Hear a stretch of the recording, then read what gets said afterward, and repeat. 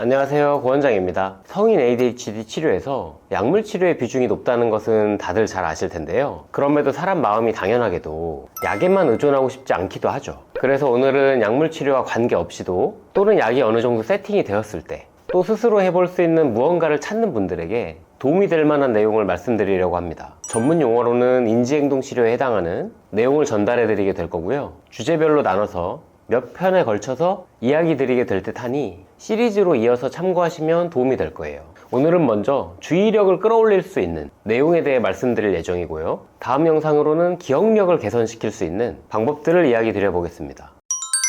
우리가 변화를 시도해 볼 수 있는 영역은 크게 보면 나의 외부 영역과 나의 내부 영역으로 나눌 수 있을 텐데요. 가장 먼저 외적인 환경을 나에게 유리하게 세팅하는 것이 중요합니다. ADHD를 가졌음에도 치료 없이 잘 적응해서 지내고 있는 분들을 보면 환경을 본인에게 유리하게 잘 구성하고 있는 경우를 많이 보게 되었거든요. 주의 집중을 극대화하기 위한 환경으로 만들 수 있는 방법들 중에는 어쩌면 너무 상식이라 이미 하고 계신 부분들이 있을지도 모르지만 확인 차원에서 짚고 넘어가 보세요. 의외로 알고는 있지만 충분히 시도해보지 않고도 귀찮아 라는 이유로 그냥 불편한 상태로 감수하고 있을지도 모릅니다. 대부분 성인 ADHD를 가진 분들은 소리에 예민하고 영향받기 쉽죠. 공부할 때 옆에서 들리는 볼펜 소리, 노트북 딸깍거리는 소리에 신경 쓰였던 경우들 많으시죠? 1차적으로는 귀마개를 사용하는 것이 도움이 됩니다. 저도 집중이 필요한 순간이나 수면을 취할 때에는 귀마개를 사용하고 있는데요. 또는 화이트 노이즈를 듣거나 가사 없는 음악을 작게 듣는 방법도 괜찮습니다. 만약 노래에 반복되는 가사가 있는 경우에는 노래 가사가 귓가에 맴돌면서 집중을 도리어 방해하기도 하니 주의를 요합니다. 수능 금지곡으로 알려진 그런 노래들을 떠올려 보시면 감이 오실 듯 하네요. 또 주변 사람들에게 조용히 해달라고 부탁을 해보는 거예요. ADHD를 가진 분들 중에 타인의 거절이나 지적에 민감해서 당연히 할 수 있는 주장이나 부탁을 어려워하는 경우도 참 많은데요. 그냥 내가 참고 말지 하면서 공부나 업무를 하면서도 스트레스를 배로 받습니다. 집중이 안 되어서 진도가 잘 안 나가는 것에 더해서 화나 짜증을 누르고 있어야 하니 더 힘이 들어요. 분명히 상식적으로 정숙함이 필요하고 공부나 업무가 1순위인 공간이라고 하면 이런 부탁을 하는 것이 이상한 일이 아니고 오히려 권장할 내용이니 꼭 시도해보세요. 집중을 방해하는 최대의 빌런이 바로 폰이죠. 여러 가지 유혹에 빠지기 쉬우니까요. 수시로 울리는 알람이나 연락, 다른 행동으로 전환하기 쉽기 때문에 작업 중에는 무음이나 비행기 모드로 해두는 것을 추천드립니다. 그 상태로 아예 꺼내보기 어려운 공간에 두고 추후에 확인할 시간을 미리 정해두는 게 좋습니다. 아예 공부나 업무에 제대로 집중할 만한 확실하게 조용한 장소를 알아봅니다. 도서관, 독서실, 스카 등 말이죠. 귀찮다는 이유로 시끄럽거나 산만해지기 쉬운 곳에 머무르면서 하지 않아도 되는 거니까요. 사람은 시각에 약한 존재라는 것을 다들 동의하실 텐데요. 어질러진 책상에서 집중하는 것은 무척 어려운 일이죠. 신경이 분산되지 않도록 게시판이나 흩어져 있는 사진, 그림, 잡동사니들을 미리 정리해서 책상에는 오직 해야 할 그 일만 눈에 띌 수 있도록 만들어줍니다.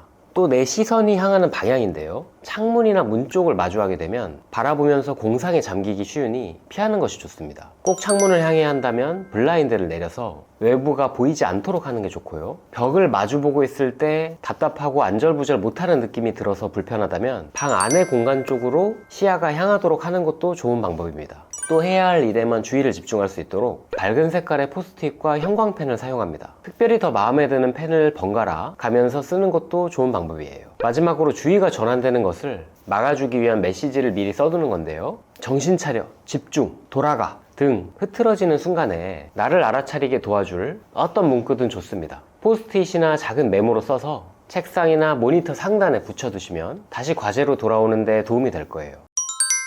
이제 주의력을 끌어올릴 수 있는 내부 세팅에 대해서도 말씀드려 보겠습니다. ADHD를 가지고 있으면 만족 지연이 어려운 것이 특징이죠. 쉽게 말해 금방 긍정적인 피드백이 주어지지 않으면 행동을 지속하기 어렵다는 뜻입니다. 따라서 보상을 잘 이용하는 것이 중요한데요. 하기로 정한 일을 특정 시간 동안 해내면 스스로에게 작은 보상을 주는 겁니다. 커피나 차 한 잔을 하거나 기지개를 펴는 것, 자리에서 잠시 일어나 하는 스트레칭 등 작은 일들도 보상이 될 수 있어요. 적어도 그 과제를 하는 것보다는 낫다면 말이죠. 이만큼의 일을 하면 또 잠시 좋은 시간들이 주어지는구나 라는 연쇄가 스스로에게 확인이 되도록 만들어 주십시오. 경쟁 요소를 도입하는 것도 도움이 되는데요. 내가 과연 이 일을 30분 안에 끝낼 수 있는지 시험해 보겠어 라고 하거나, 또는 다음 일정을 시작하기로 한 1시 이전에 이 일을 끝낼 수 있는지 보자 라는 마음도 반짝 주의력을 끌어올리는데 도움이 됩니다. 기한을 정해두고 직전에 일을 빠르게 끝내버릴 수 있는 것은 ADHD를 가진 분들의 장점이기도 하니까요. 오랫동안 공부를 해야 한다면 친구와 함께 캠스터디로 영상 공유를 실시간으로 하면서 같은 시간 누가 더 오랫동안 집중해내는지를 경쟁하듯이 하는 것도 괜찮은 방법입니다. 새로운 무언가가 더 동기가 생기게 할 수 있기 때문에 같은 일도 다른 방식으로 시도해 볼 수 있습니다. 공부할 때마다 과목별로 다른 필기구를 사용해 보는 것도 괜찮고요. 집에서 공부하는 것에 지루함을 느낀다면 조용한 카페로 장소를 옮겨서 해볼 수도 있습니다. PC로 인터넷 강의를 들으면서 공책에 필기를 했었다면 태블릿으로 인강을 들으면서 거기에 바로 필기를 해보는 방식으로 변화를 줄 수도 있죠. 고전적인 방법으로는 고무줄을 손목에 채워서 주의력이 떨어질 때마다 튕겨서 주의를 환기시키고 각성을 유도할 수도 있습니다. 또 막연한 목표로는 관심이 잘 가지 않기 때문에 성취할 수 있는 구체적이고 쉬운 목표를 설정합니다. 독서가 목표라고 하면 1시에 책상에 앉아 정해놓은 책을 딱 한 페이지 보기, 또는 정해놓은 책을 5분 동안 보기 등으로 구체적인 목표를 만드는 거예요. 또 책을 잠깐만 보더라도 그 일을 해내는 것으로 봅니다. 그때 성취감에 대해서도 다시 짚고 넘어가면 이후 다른 행동에도 더 동기가 생길 수 있어요. ADHD 치료를 하다 보면 약을 먹고 집중이 잘 된다며 수시간 동안 내리 일 또는 공부를 하다가 이후로는 지쳐서 집중이 잘 되지 않는다는 경우를 종종 듣게 되는데요. 그래서 중요한 것이 중간중간에 휴식을 취해주는 것입니다. 특히 재미없거나 지루한 과제를 할 때 25분 하고 5분 휴식하든 50분 하고 10분 휴식이든 미리 정한 대로 휴식 후에 다시 집중하는 게 더 수월하도록 합니다. 포모도로 타이머를 활용하는 것도 괜찮아요. 휴식할 때는 천천히 차나 물 한 잔을 마시거나 심호흡, 명상을 하거나 스트레칭을 하거나 가볍게 걷다 돌아오는 방법을 추천드립니다. 이때 폰 사용을 하는 것은 뇌를 쉴 수 없게 만들기도 하고 중단하고 다시 할 일로 돌아가기 쉽지도 않으니 그리 추천하기 어려운 방법이에요.